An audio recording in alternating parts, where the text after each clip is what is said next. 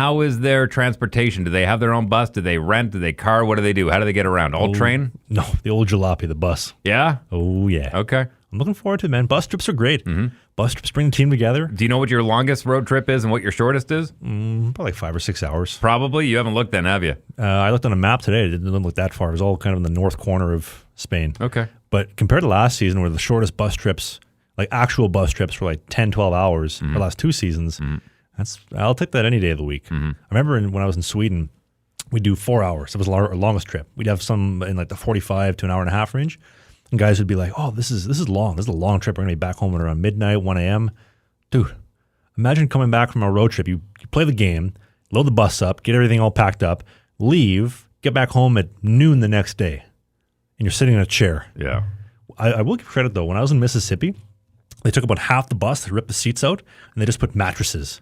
So all the vets would sleep in the middle of the bus on an actual mattress.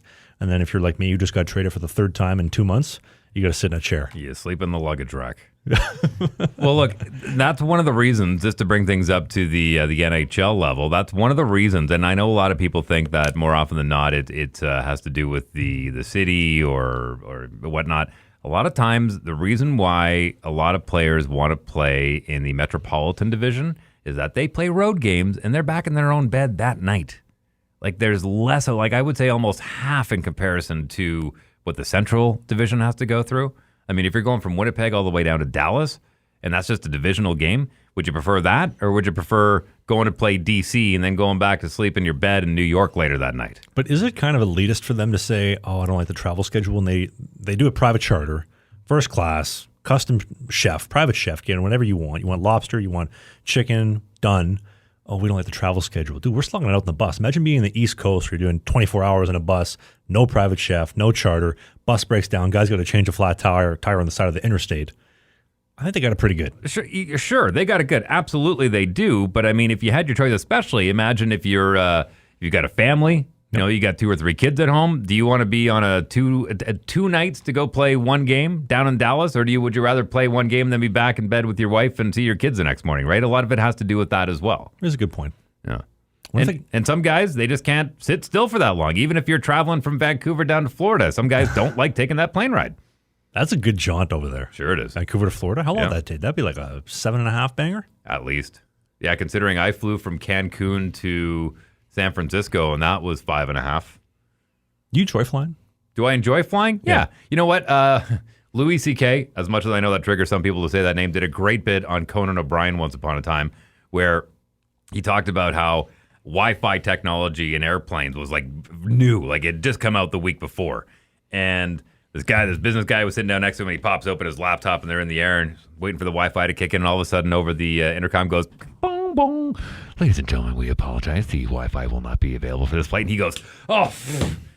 And I'm thinking, and I'm speaking on behalf of Louis now. He goes, what does the world owe you? You are flying in the air 15,000 feet at 800 kilometers an hour. You should be going, oh my God, this is amazing. And you're worried about the Wi-Fi. So it blows me away that we have come so far technologically in the last 100 years that we can jump on a plane and treat it like, you know, we're jumping on the back of a horse and buggy and going to the next town, and we can fly across the world in the course of a day.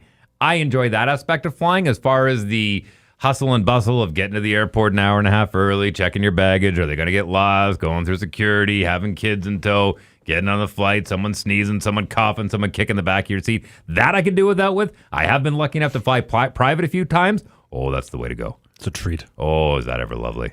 Man, I got to give a shout out, though. When I was flying in from Vancouver to Winnipeg the other day, shout out to this old dude who was sitting beside me. I'm sitting in the window seat getting my footage out of the plane. This dude's sitting beside me, 70, 75 years old-ish, and he's crushing red wine. Him and his wife. He's like, are you going to drink your red wine? No, I don't drink. I'll take 2. This guy's getting waxed on this Air Canada plane. 2 hours from Vancouver to Winnipeg. Good for him. It's better than WestJet, where they're not even offering booze. Are they offering booze now? They changed that. I don't know. Who knows? Listen, when it comes to flying in Canada, it's completely a different nut than flying over in other parts of the world. So I find it kind of soothing, though, flying. Sure. Absolutely. You know, they always say when you're drinking on an airplane, 1 in the air equals 3 on the ground. Hey, if you enjoyed this video, hit the subscribe button, We do a new podcast every single Sunday during the season called Sling the Biscuit. It is a non-mainstream hockey podcast, so we talk about my hockey career, the minor pros, Spain, the Fed, you name it, all the stuff that you won't hear in the mainstream news. Music, Pop culture. politics, a little bit. Thanks for watching this video, and we'll see you soon.